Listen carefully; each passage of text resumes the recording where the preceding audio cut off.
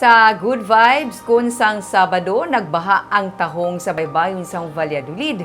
Sa Andulawan sa Ilog naman, nagdagsa ang mga Bangrus bangod sang tubig baha.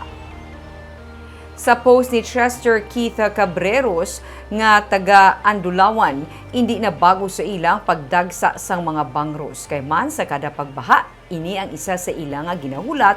Makitaan sa video nga mansig pang sikop sang Bangrus ang mga pumuluyo. Ang iban may dala nga mga labador kag palareho man nga naga-enjoy. Sunod kay Keith, ang iban na tunga gani sa sako ang makuha. Ang iban ginakonsumo ang makuha nga mga Bangrus. Mayara naman nga ginabaligya.